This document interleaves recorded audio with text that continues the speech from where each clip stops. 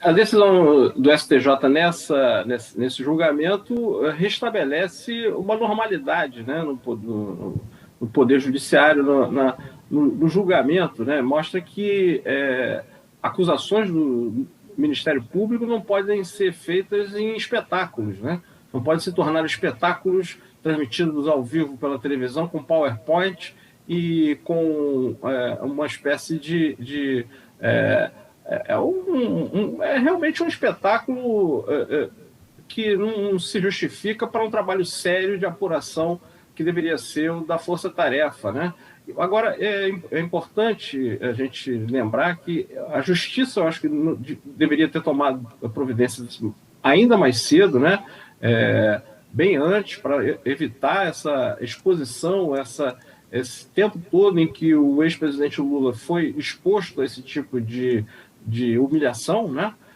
Mas também nós da imprensa, a gente tem que fazer um meia-culpa. Esse espetáculo foi transmitido ao vivo pela televisão, os meios de comunicação também compactuaram com esse tipo de demonstração lamentável, né, uma performance lamentável do Deltan Dallagnol, e faltou um pouco de espírito crítico, que é o que a imprensa sempre deve ter. Por isso, Deltan Dallagnol, Sérgio Moro e outros personagens da Lava Jato foram alçados ao patamar de heróis. Heróis, assim, a democracia não é feita com heróis, a democracia é feita com servidores públicos, no caso de Justiça, Ministério Público, de servidores que trabalham duramente, seriamente no dia a dia, muitas vezes de forma anônima, sem se colocar como os salvadores da pátria. E ali no PowerPoint chega o ponto do Deltan Dallagnol colocar o ex-presidente Lula no meio do grafismo ali como chefe da organização criminosa. E um dos votos, um dos ministros do STJ, que eu não me lembro qual, lembrou que em nenhum desses processos que circulavam pela Lava Jato, o presidente Lula foi apontado como chefe de organização criminosa. Então, era um procurador, chefe de uma força-tarefa, de uma investigação importante no Brasil naquele momento, inventando uma acusação contra um ex-presidente da República. E isso, por muitos anos, ficou vigorando aí como verdade absoluta, e isso vai ser repetido agora na campanha eleitoral. Então, essa decisão do STJ vem, acho que tardiamente, né? Mas é melhor tarde do que nunca, né? E talvez até seja revista essa decisão, não para eximir Deltan Dallagnol de culpa, mas para aumentar essa indenização, já que o presidente ficou em torno, alguns ministros concordaram com 70 mil, ficou em torno disso, só que o ex-presidente Lula pede 1 milhão de indenização.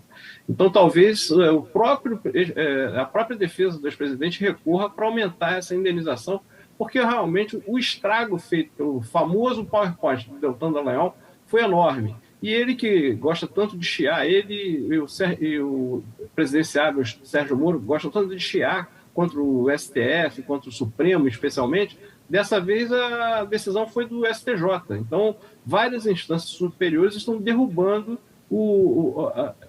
toda a espetaculosidade da Operação Lava Jato, que teve uma parte eficaz, realmente recuperou vários bilhões até de reais que foram desviados à Petrobras, mas não adianta, junto com vários culpados, você pegar alguns inocentes e torná-los culpados também. Isso não pode ser considerado como justiça eficaz. Muito bem. Ele já se manifestou pelo Twitter. Deltan Dallagnol usou o Twitter para se manifestar. Disse que depois de perder em 2 instâncias, Lula reverte o julgamento do caso PowerPoint. Brasileiros entendam, segundo diz Deltan. Isso é o que acontece quando se luta contra a corrupção e a injustiça no Brasil. Essa é a reação do sistema. Nua e crua, Lula sai impune e nós pagamos o preço da corrupção. Segue Deltan. Quem ainda neste país terá coragem de fazer seu trabalho de investigar e punir criminosos poderosos e informar a sociedade depois dessa decisão de punir, depois dessa decisão do STJ de me condenar por ter apresentado o conteúdo da acusação à sociedade? Quem vai querer sofrer esse tipo de represália? Ele disse que a Lava Jato acabou. O combate à corrupção está virando cinzas. Corruptos que tiveram seus casos anulados pelo STF querem voltar às urnas. Procuradores são punidos por fazerem seu trabalho. O próximo passo será cobrar de volta de você, brasileiro, os bilhões que eles roubaram. Foi o que escreveu o Deltan Dallagnol aí na rede social, o posicionamento dele, Chico. Para variar, mais uma vez, o procurador, toda vez que tem uma decisão que não é do seu, que não vai ao encontro do que ele acha, ele esperneia, reclama e desvaloriza toda a justiça, né? Aí o Poder Judiciário não serve mais, só servia quando concordava com as denúncias do que ele fazia ou com as decisões do Sérgio Moro. A partir do momento em que a justiça passa a discordar dessas sentenças e dessas denúncias, não vale mais. Então, o procurador pergunta quem agora fará e terá coragem de fazer esse tipo de investigação, já que as pessoas sérias acabam tendo que pagar.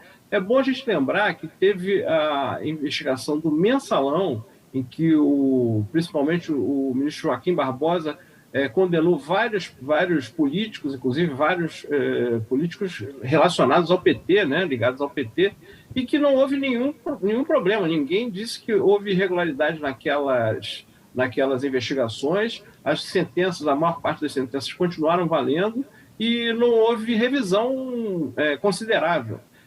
No caso da Lava Jato foi completamente diferente. Junto com funcionários, diretores da Petrobras, que desviaram bilhões, e aí, aí a Lava Jato fez o que deveria, recuperou esse dinheiro, apontou para culpados que depois se viu que não se tinha prova para sustentar essa acusação. Então é simples, as instâncias superiores revêem a sentença. Isso é uma prática comezinha, uma prática rotineira. A justiça faz isso todo dia, mas para Sérgio Moro e Deltan Dallagnol, eles acham que as decisões dele não podem ser revistas pelas instâncias superiores.